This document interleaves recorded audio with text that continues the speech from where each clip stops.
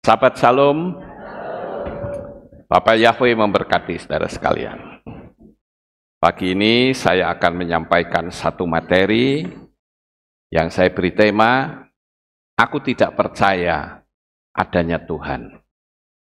Namun sebelumnya saya akan perkenalkan, pagi ini ada jemaat yang baru pertama kali hadir dalam ibadah kita, yaitu Saudara NG, bisa berdiri menghadap ke belakang. Ini adalah anak dari Bapak Atin Martino, ya, tinggal di Jakarta, haleluya. Ya, silakan duduk kembali. Baik, Bapak Ibu yang terkasih, saya beri tema, Aku Tidak Percaya Adanya Tuhan. Satu hari, ada teman saya yang cerita kepada saya, begini saudara. Ini ada orang, teman saya yang tidak percaya adanya Tuhan. Sekarang coba tunjukkan secara ilmiah bahwa Tuhan itu ada. Buktikan bahwa Tuhan itu benar-benar ada. Sebetulnya, saudara, pertanyaan ini sangat sederhana. Namun, tidak semudah orang membalik telapak tangan. Mereka yang tidak percaya kepada Tuhan, kalau bertanya kepada kita, aku tidak percaya kepada Tuhan, tunjukkan Tuhan itu di mana. Orang akan berkata bahwa alam semesta ya, itu adalah ciptaan Tuhan. Rata-rata jawabannya seperti itu, saudara. Atau orang berkata dalam kitab suci. Nah, orang kalau ngomong begitu langsung dipotong. Stop, jangan bicara kitab suci. Lah saya tidak percaya Tuhan, kok kamu giring ke kitab suci? Ya makin nggak percaya. Sekarang tunjukkan di mana Tuhan itu. Lalu orang berusaha untuk berkata, tapi saya percaya, saya mengimani Tuhan itu bernama Yahweh. Orang itu akan mendesak lagi dan berkata, kalau Tuhan itu Yahweh, sekarang saya mau tanya, siapa yang menciptakan Yahweh? Tambah mumet, saudara. Ya, karena kalau ditanya, oh Tuhan itu bernama Yahweh, oke. Saya ikuti alur pikiranmu. Sekarang siapa yang menciptakan Yahweh? Kita paling akan berkata, yaitu ada dengan sendirinya. Nah, mereka pasti akan berkata begini, saudara. Segala sesuatu itu selalu ada awalnya. Ya. Seperti misalnya, angka 5 pasti ada awalnya, angka 4. Angka 9 ada awalnya, angka 8. Angka 100 ada awalnya, angka 99. Nah, bagaimanakah caranya untuk kita memberitahu dengan bijaksana, ya, agar dia terbuka wawasannya? Maka kita akan berkata bahwa, kalau kamu mengatakan bahwa siapa yang menciptakan Yahweh, maka jawabannya adalah kita pakai main logika kamu. Kalau kamu berkata bahwa setiap angka selalu ada awalnya, sekarang saya mau tanya, angka 1 awalnya berapa? Kalau angka 0 awalnya berapa? Bingung kan, saudara? Artinya adalah bahwa segala sesuatu yang tidak nampak itu bukan berarti tidak ada. Ya. Kalau kita melihat jarum, pasti ada yang bikin, pasti ada yang memiliki. Begitu juga huruf, pasti ada penulisnya. Lalu bagaimana mungkin manusia yang punya susunan kehidupan yang seperti ini sempurna, tidak ada yang menciptakan. Cuman masalahnya, sang penciptanya itu tidak nampak. Itu baru jawaban yang tepat, saudara. Kenapa cabai kok ada yang warnanya merah, ada yang warnanya hijau? Siapa yang ngecat cabai itu? Dan itu bahkan seluruh dunia. Pasti ada yang membuat. Cuman masalahnya tidak kelihatan. Kita juga bisa memberikan sebuah ilustrasi yang lain. Seperti yang tadi saya tunjukkan. Keindahan alam semesta pasti ada penciptanya. Cuman masalahnya dia tidak nampak gitu loh. Ya kalau tidak nampak berarti tidak bisa dibuktikan bahwa itu ada. Namanya juga orang tidak percaya Tuhan. Maka jawabannya pun akan lebih mudah. Saya bisa katakan, listrik itu tidak nampak. Siapa yang bisa melihat getaran listrik kecuali pakai alat? Bisa mata saudara lihat getaran listrik? Tidak ada. Tapi bukan berarti listrik itu tidak ada.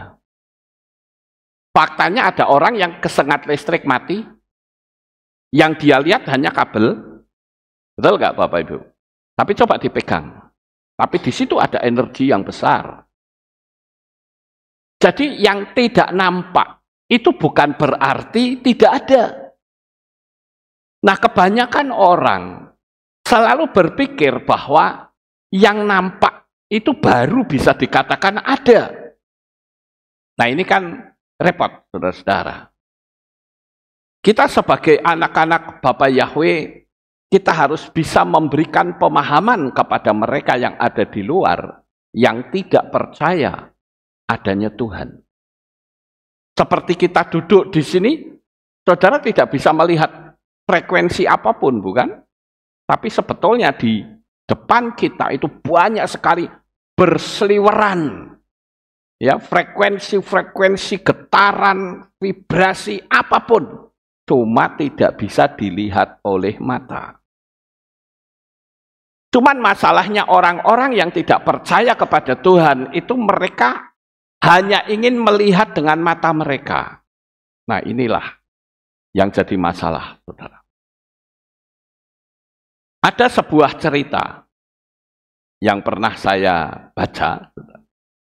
Ada seorang tukang cukur atau tukang potong rambut yang botak ini, saudara-saudara. Dia baru saja memangkas rambut dari seorang pelanggan. Lalu ketika pelanggan itu mau pulang, orang ini berkata, "Brother, aku mau kasih tahu, Tuhan itu tidak ada." Wah, orang yang baru dipotong rambutnya berkata, "Kok bisa kamu mengatakan Tuhan itu tidak ada?" Ya, faktanya banyak orang di luar sana yang hidupnya menderita. Kalau Tuhan itu betul-betul ada, orang tidak akan menderita. Apalagi yang banyak orang gambarkan dalam semua agama, Tuhan itu baik. Tapi mana buktinya? Di luar sana ada kelaparan, di luar sana ada orang yang menderita sakit, di luar sana banyak sekali orang-orang yang mengalami tekanan dalam hidupnya. Lalu, di mana Tuhan itu? Tetapi pelanggan ini dia tidak bisa jawab dan dia bilang, "It's okay, saya pamit." Dan pada waktu keluar, saudara-saudara, ini pelanggannya, dia melihat ada orang yang rambutnya acak-acakan.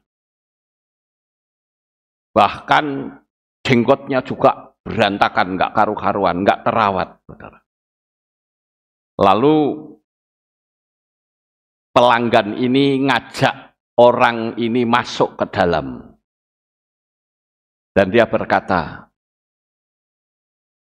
"Saya melihat tukang potong rambut nggak ada di sini." Nah, yang tukang potong rambut pasti berkata, "Loh, saya ada. Lah kamu baru saja saya potong rambutnya. Kok kamu bilang tidak ada?" "Iya, tidak ada. Buktinya ini di sini ada orang yang rambutnya gondrong, ada orang yang awul-awulan rambutnya nggak terawat. Lalu tukang potong rambut itu berkata bahwa kenapa orang itu bisa berantakan rambutnya? Karena dia tidak mau ketemu saya, tidak mau datang kepada saya. Coba dia datang kepada saya bisa rapikan. Nah, lalu pelanggan ini berkata, that's right, itu betul. Inilah yang akan saya tunjukkan kepadamu. Kenapa ada banyak penderitaan? Kenapa ada banyak tekanan? Kenapa ada banyak sekali sakit penyakit? Karena orang itu tidak mau jumpa dengan Tuhan. Kalau dia mau ketemu Tuhan, dia mau mengandalkan hidupnya kepada Tuhan, maka orang itu hidupnya akan dibenahi oleh Tuhan, sehingga kehidupannya jadi baik. Sama seperti yang kamu katakan. Kenapa orang ini rambutnya awul-awulan, nggak karu-karuan? Karena dia tidak mau datang kepada kamu. Lalu orang yang tadi mengatakan tidak ada Tuhan, tidak bisa jawab, saudara-saudara. Dia hanya katakan, it's okay. Hanya begitu saja, saudara-saudara. Artinya, argumentasi dia bahwa tidak ada Tuhan hanya karena melihat penderitaan orang, bukan menjadi sebuah tolak ukur kalau Tuhan itu tidak ada. Saya juga percaya, sekalipun kita tidak bisa melihat, tetapi ada Tuhan di tengah-tengah kita. Ada Tuhan yang selalu mendampingi kita. Tetapi begitu banyak orang-orang yang katanya sudah percaya kepada Tuhan, bahkan mengakui Bapa Yahweh sebagai Sang Pencipta. Tetapi dalam perjalanan hidup sehari-hari, dia tidak bisa menunjukkan bahwa dia percaya kepada Tuhan. Terbukti apa? Terbukti karena dia masih diwarnai dengan kekhawatiran. Terbukti apa? Terbukti karena dia banyak sekali melakukan tindakan-tindakan yang melanggar hukum Tuhan. Korupsi. Dia berpikir kalau aku tidak korupsi, ya aku nggak makan. Betulkah orang yang tidak korupsi tidak bisa makan? Tentu tidak, saudara. Nah, ini sebetulnya adalah sebuah perwujudan. Yang katanya kita percaya Tuhan, tapi tindakan kita seperti orang yang tidak percaya kepada Tuhan. Nah, Bapak Ibu yang terkasih. Lalu ada satu pertanyaan lagi, ya, yang saya tidak tahu apakah saudara bisa menjawab atau tidak. Pertanyaannya seperti ini, saudara. Kalian tentu pernah membaca, kalau di surga ada makan dan minum. Betul nggak di surga ada makan dan minum? Betul? Betul. Ya. Karena Yesus mengatakan, aku akan memberikan kepadamu makanan. Kita akan duduk di perjamuan kawin anak domba. Itu di surga, di Samaim. Lalu pertanyaan orang itu begini. Kalau betul orang makan dan minum di surga, mana mungkin tidak berak dan kencing? Bukankah orang yang makan pasti akan dibuang? Karena setiap yang masuk pasti akan dikeluarkan, sekalipun itu bentuknya berbeda. Lalu bagaimana jawaban kita ketika ada sebuah pertanyaan yang seperti itu? Maka jawabannya adalah kita buat sebuah ilustrasi lagi, saudara. Selama kamu ada dalam kandungan ibumu, kamu makan dan minum atau tidak? Iya. Kalau saudara berkata tidak, ya berarti saudara nggak ngerti. Ya. Bayi yang ada dalam kandungan itu tetap makan dan minum. Nah, kalau tidak ya nggak bisa besar, saudara-saudara. Tetapi pertanyaannya, apakah bayi yang ada di dalam kandungan itu lalu berak dan kencing di situ? Tidak, saudara. Karena menurut dunia medis, seorang bayi dalam kandungan itu makan sesuatu yang dimakan oleh ibunya. Lalu selama kita ada dalam kandungan ibu selama 9 bulan itu, apakah pernah ada bayi yang berak di situ? Tidak, saudara. Bahkan menurut medis dikatakan, kalau sampai mekonium keluar dari bayi, maka bayi itu akan mati keracunan. Jadi sekalipun bayi itu ada dalam kandungan ibunya, dia tidak berak dan kencing di situ. Sama seperti di Samaim. Orang bisa makan sepuasnya, bisa bersukacita, tetapi tidak mungkin dia buang kotoran di situ. Sampai di sini paham Bapak Ibu? Ya. Jadi kita harus melihat bagaimana cara kita memberitahu untuk orang yang tidak percaya kepada Tuhan. Dan ini terus berkembang loh saudara. Kalau saya lihat di internet, di YouTube, ada seorang tokoh yang juga tidak percaya adanya Tuhan. Saya pikir saya perlu bikin materi yang seperti ini, sehingga sekali waktu ada yang bertanya, bisa lihat di materi saya. Yang membuktikan bahwa Tuhan itu ada. Lalu kita ambil sebuah kesimpulan, saudara.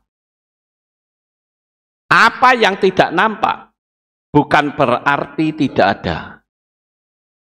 Iman juga tidak nampak. Dan yang bisa mengukur iman orang itu adalah dirinya sendiri. Misal saya ambil contoh. Saya punya iman, saya akan punya mobil. Saudara nggak bisa mengatakan, wah apa itu omongan apa itu? Ya karena Anda bukan saya. Ngerti nggak Bapak Ibu? Semua ada ukurannya. Ukuran iman pun itu berbeda-beda. Ada yang imannya besar, ada yang imannya kecil. Sekarang ini kalau saya lihat ya, banyak sekali orang-orang yang berusaha untuk memelesetkan firman Tuhan. Hati-hati saudara. Sekarang sedang viral di mana-mana. Seorang yang bukan pendeta, yang mengatakan, oh perpuluhan itu tidak penting. Jangan kasih pendeta, jangan kasih gereja. Saya katakan orang yang ngomong seperti itu, dia tidak ngerti hukum alam semesta. Saya bahkan mengatakan, orang yang tidak mengembalikan perpuluhan, itu uangnya utuh atau tidak? Utuh saat itu. Harusnya dia kembalikan 100 juta misalnya. Jangan tangguh dhewe wae. Utuh kan uangnya? Tapi Anda berhutang pada alam semesta. Ingat itu. Dan harus bayar. Cuman bayarnya tidak ke kehilat, tidak ke gereja. Tapi bayarnya ke rumah sakit. Ke bencana, ya, ke hukum, macam-macam saudara. Tetap bayar, karena itu sudah ketentuan hukum alam semesta. Tidak bisa diganggu-gugat. Jadi hati-hati di akhir zaman ini banyak sekali orang yang berusaha untuk memelesetkan firman Tuhan. Memang saya kalau ditanya, saya sangat tidak setuju kalau ada pendeta yang narik perpuluhan. Saya sangat tidak setuju. Karena itu kesadaran orang itu sendiri. Bukan karena saya sebagai pendeta, tidak. Saya dari sejak dulu bertobat, saya selalu setia dalam mengembalikan perpuluhan. Karena saya tahu itu kalau tidak kita kembalikan, kita utang pada alam semesta. Bayarnya bisa 2 sampai 3 kali lipat dari yang harus saya keluarkan. Nah, ini yang harus kita ketahui. Kalau tidak kembalikan, bagi saya nggak masalah, wong Tuhan tuh sanggup memberkati dengan cara yang lain kok. Betul nggak Bapak Ibu? Cuman Anda sendiri yang berbahaya. Nah, ini sekarang ada banyak sekali wacana dari orang-orang tertentu untuk mencoba untuk memelesetkan firman Tuhan. Dia bilang gini, jangan kembalikan pendeta, keenaan pendeta nih. Saya katakan, ya karena kamu bukan gembala. Sekarang begini saja, bagaimana kalau seluruh umat manusia jangan kembalikan perpuluhan? Mati-mati kau pendeta. Apakah akan mati? Tidak. Bapa Yahweh tetap pelihara. Ya, tapi ketaatanmu disangsikan di hadapan Tuhan. Karena kita mengembalikan perpuluhan itu secara hukum alam semesta kita ditangkap sebagai orang kaya. Kalau orang kaya mengembalikan 10%, eman-eman enggak? Oh tidak, saudara. Makanya kenapa kok sampai pemilik perusahaan pasta gigi Colgate tidak lagi mengembalikan perpuluhan, tapi 90% untuk Tuhan.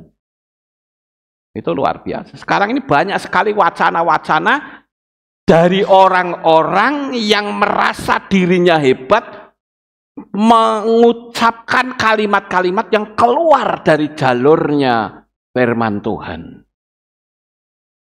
Menambahi, mengurangi, mengubah. Ini ngeri, saudara.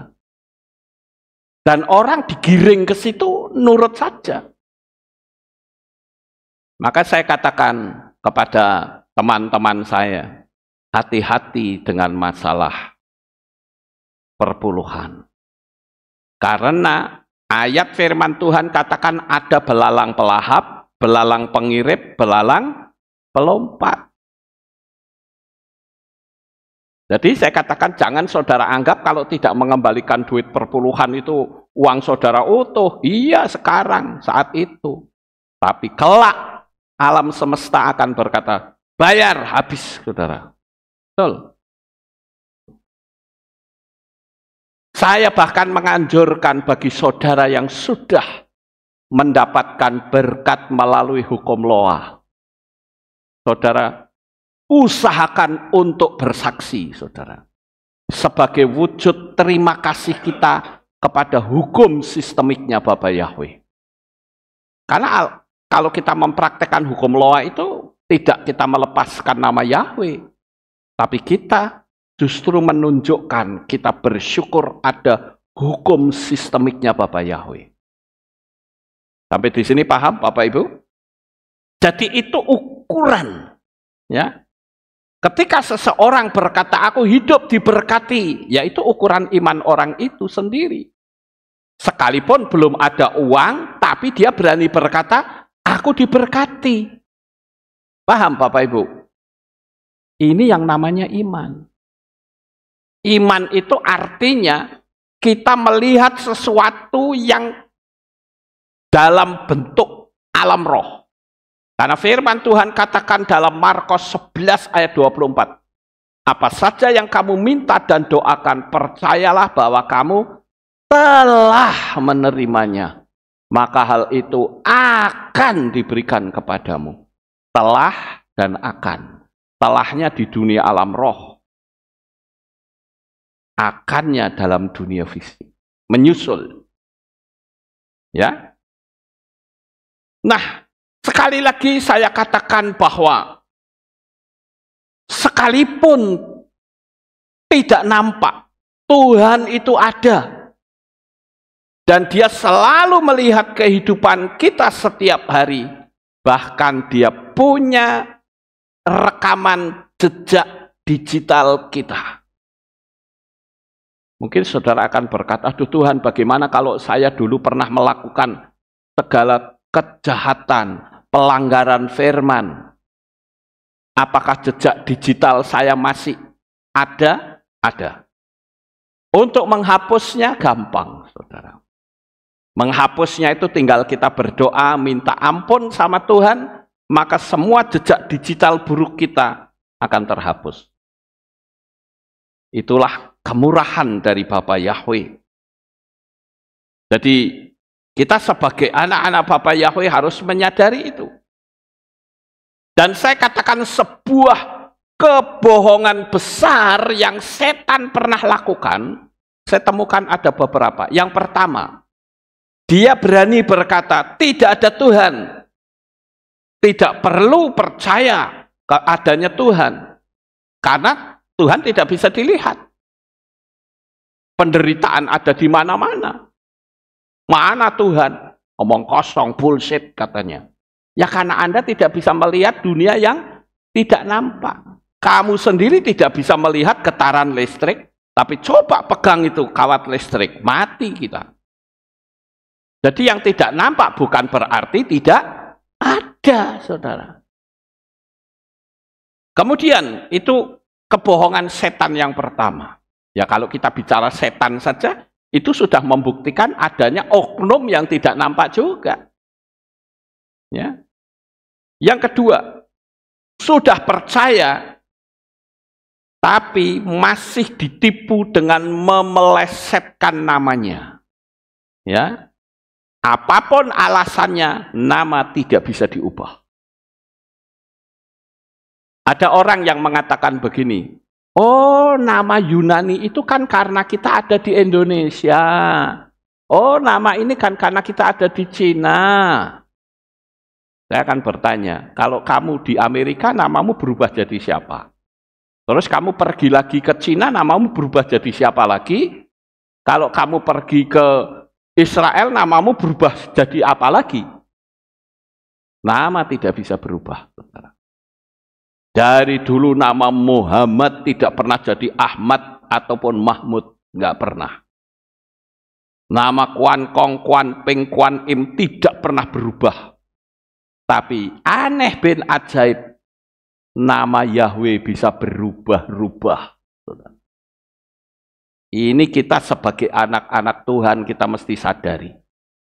Kuasa kegelapan sedang memelesetkan dengan berbagai macam cara. Kita harus jeli. Saya dalam penggembalaan saya hati-hati banget saudara. Jangan sampai saya memberikan pengajaran itu salah. Saya menyesatkan begitu banyak orang. Makanya ketika pertama kali saya mendengar nama Yahweh, jujur semalam-malaman saya tidak bisa tidur. Saya gelisah. Dan saya katakan, ya Tuhan, aku penipu kalau gitu ini. Namamu bukan itu, tapi ini. Aduh, penipu aku. Nah, kesadaran tahu. Tetapi sekarang, tantangan kedua, punya nyali atau tidak. Hanya itu saja. Kalau punya nyali, kamu tahu resiko tantangannya? Nah, kan begitu, saudara. Terus bergerak. Cuman karena saya nggak pernah pakai pola pikir, ya pokoknya aku ngerti, ini tak sampai ke. Suka, tidak suka, bukan urusan saya. Mau jemaat lari, kabur, bagi saya nggak masalah.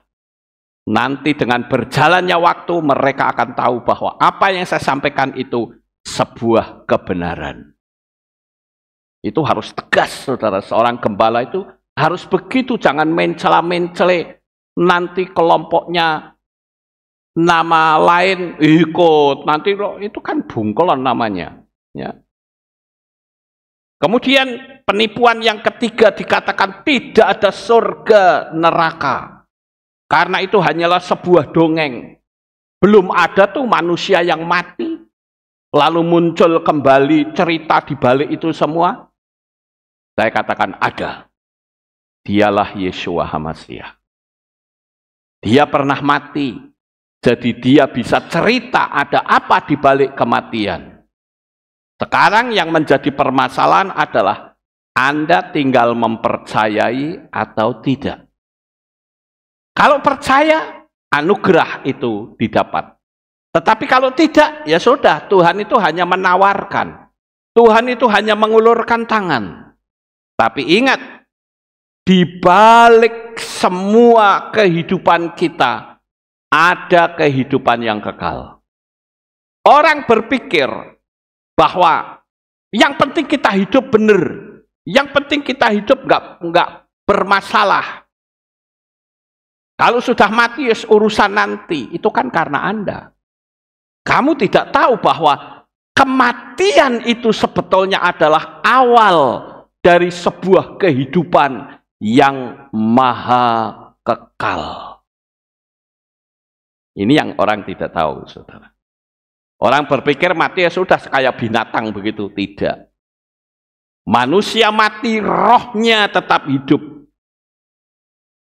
Rohnya tetap hidup, saudara. Tuhan itu ada di tempat yang tidak terbatas.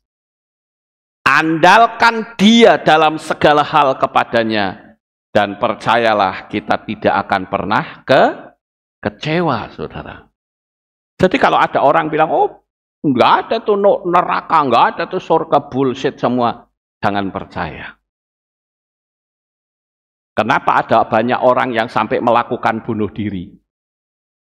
Karena dia berpikir bahwa penderitaanku lebih berat dari surga dan penderitaanku lebih berat dari neraka. Dia berpikir begitu.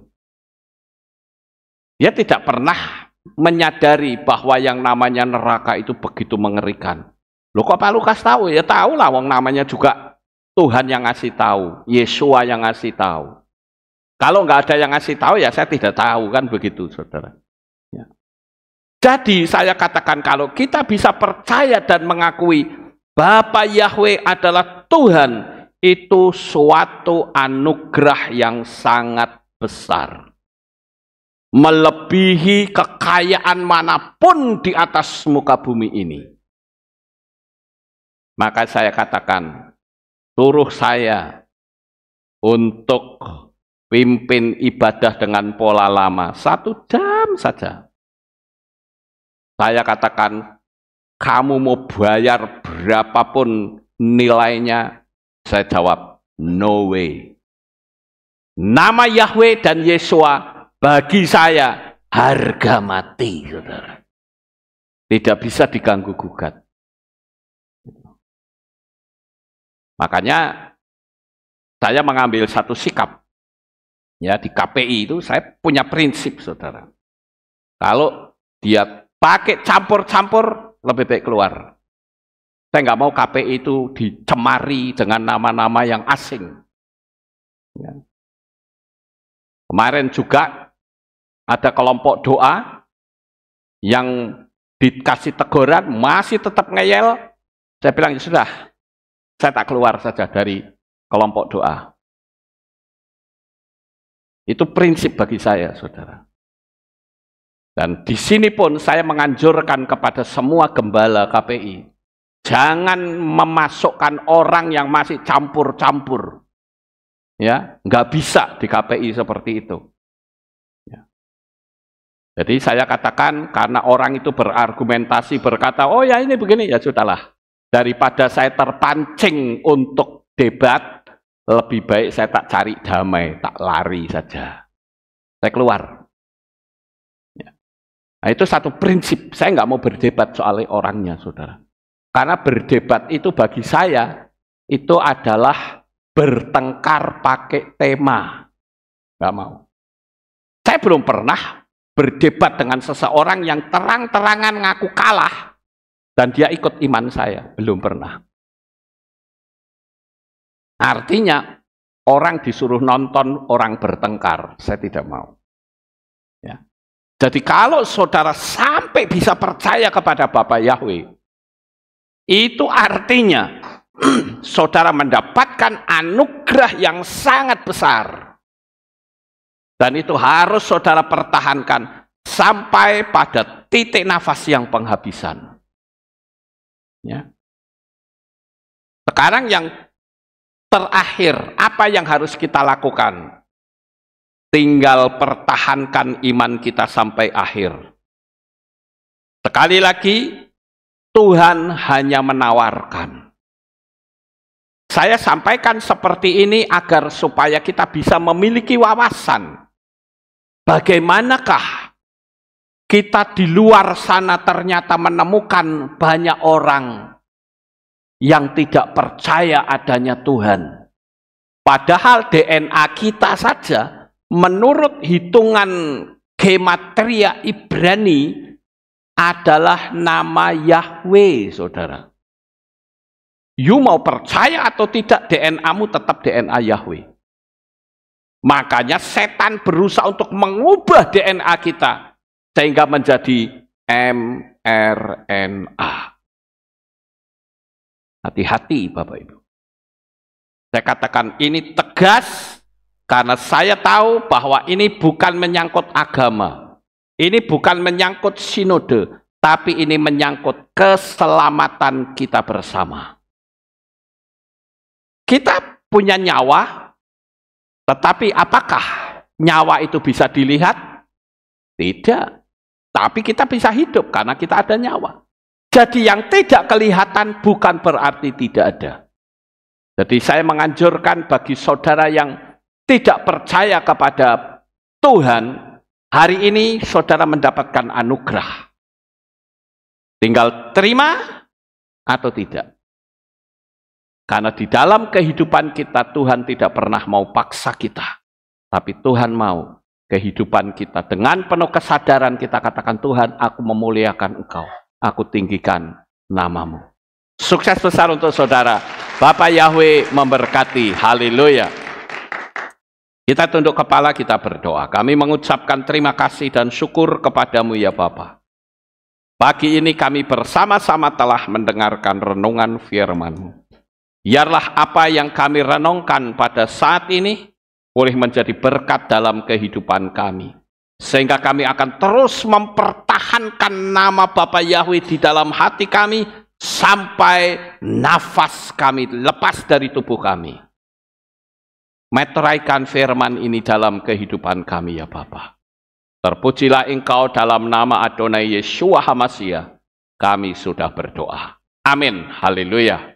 Ada pengumuman? Oh tidak ada. Kita akhiri kebaktian kita. Saya mau undang jemaat Tuhan kita bangkit berdiri. Kita tutup dalam doa.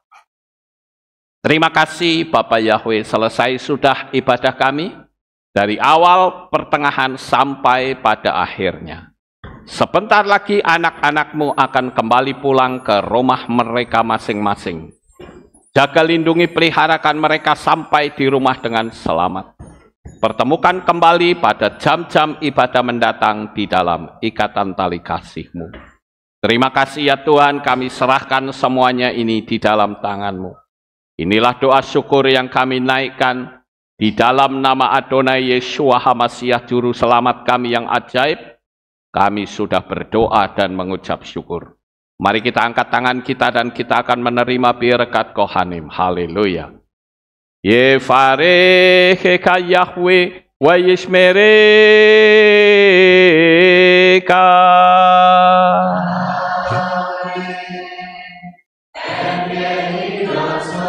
Yair Yahweh panau eleka. Vichuneka.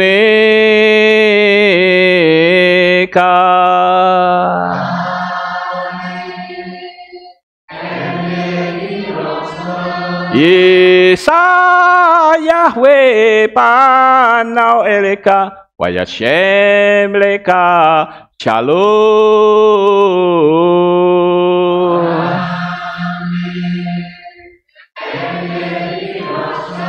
Baruk atabair ufaruk atabasareh. Engkau akan diberkati di kota dan engkau akan diberkati di ladang. Baruk peripit ne khaufriat matka aufri fahem teka syekar alapeka wa esterot soneka. Diberkatilah buah kandunganmu, diberkati hasil bumimu, diberkati hasil ternakmu, anak-anak lembumu dan anak-anak dombamu. Baruk tanah kaum misyarteka, diberkatilah bakulmu dan tempat adonanmu.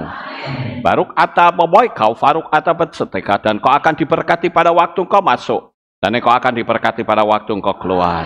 Baruk ata Yahweh Elohenu melek haolam, besem Yeshua HaMashiach ruah hakodes kile olam faed. Kami sudah berdoa dan mengucap syukur. Haleluya. Amin.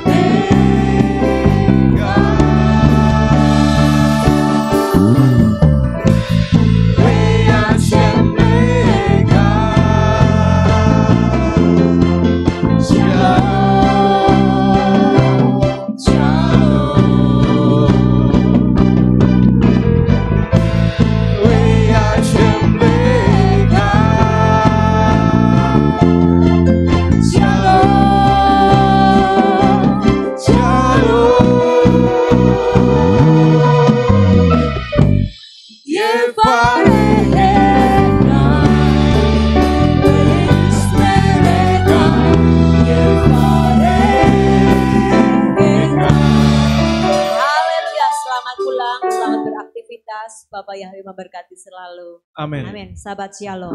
Sahabat Shalom. Shalom, berjumpa kembali dalam Alif Tahu Update News. Berikut kami sampaikan pengumuman minggu ini. Mazmur 91 ayat 16 berkata, Aku akan memuaskan dia dengan umur panjang, dan aku akan menunjukkan kepadanya keselamatanku.